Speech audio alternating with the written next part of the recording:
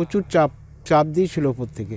মোবাইলে সারাক্ষণ বলছে ওকে যে কত পার্সেন্ট হলো। একদিকে নির্বাচন কমিশনের গাইডলাইন, অন্যদিকে শাসকের হুমকি, বিরোধী দলের হুঁশিয়ারি। ত্রিমুখী চাপে কার্যত তথৈবচ অবস্থা বিএলওদের।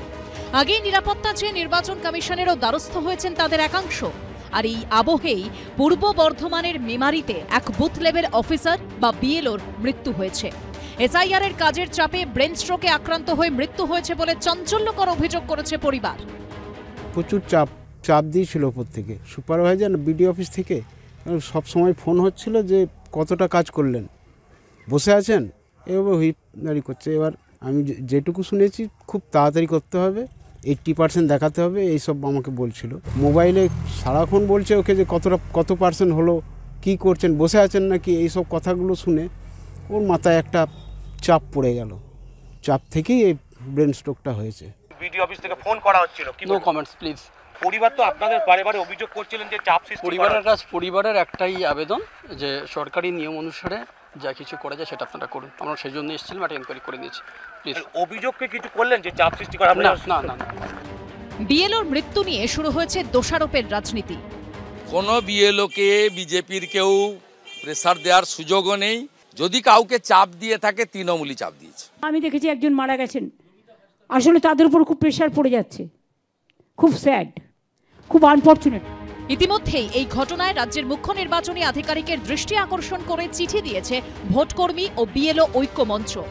3 দিক থেকে চাপ। একটা হচ্ছে সরকার যে দল আছে তাদের চাপ, এখানে সরকার বিরোধী যে দল আছে তাদের চাপ, এবং তৃতীয় হচ্ছে নির্বাচন কমিশনের চাপ। এই যে আজকে নমিতা হাসদা মারা গেলেন, তার ক্ষতিপূরণ কে দেবে?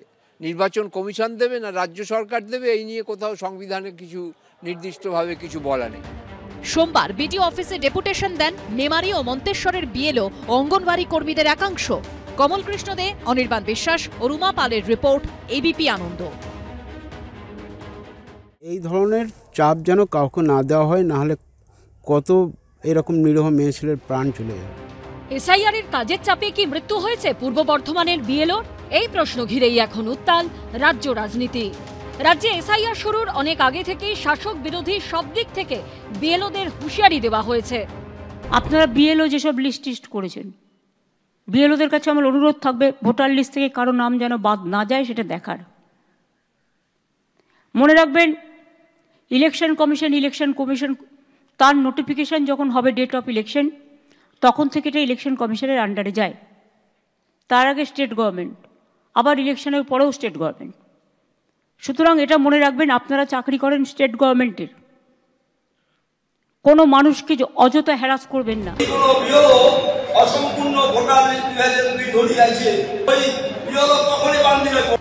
কখনো তৃণমূল তো কখনো বিজেপি।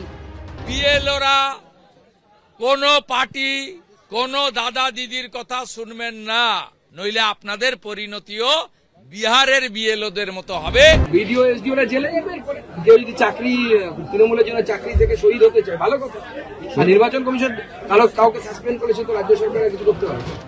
এই প্রেক্ষাপটে এসআইআর এর কাজ করতে বেরিয়ে আচমকা অসুস্থ হয়ে মৃত্যু হয়েছে পূর্ব বর্ধমানের মেমারির বিএলও। চাপের মধ্যে কাজ করতে গিয়ে ব্রেন স্ট্রোক হয়ে গেছে এবং সেই চাপ নাকি বিডিও অফিস থেকে দেওয়া হচ্ছিল। তার মানে হচ্ছে নির্বাচন কমিশনের পক্ষ থেকে সরকারি দল যারা, তারা যে বিভিন্নভাবে যেভাবে বিএলওদের চাপ দিচ্ছেন, বিরোধী দলের নেতারা যেভাবে চাপ দিচ্ছেন, তাতে করে প্রচন্ড প্রেসার আছে বিএলওদের উপরে। বিএলওর মৃত্যু নিয়ে তৃণমূল বিজেপি দুদলকেই কাঠগড়ায় তুলছে সিপিএম।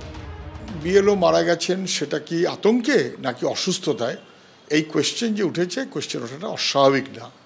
আতঙ্ক আছে, কিন্তু আতঙ্কতেই মৃত্যু এইভাবে বলাটা এখনই ঠিক বলে মনে হয় না। সোমবার মৃত বিএলওর বাড়িতে গিয়ে তার পরিবারের সঙ্গে কথা বলে স্থানীয় তৃণমূল নেতৃত্ব। বাড়িতে যান সিপিএম এর প্রতিনিধিরাও। কৃষ্ণেন্দু অধিকারী, দীপক ঘোষ ও সুদীপ্ত আচার্যর রিপোর্ট, এবিপি আনন্দ।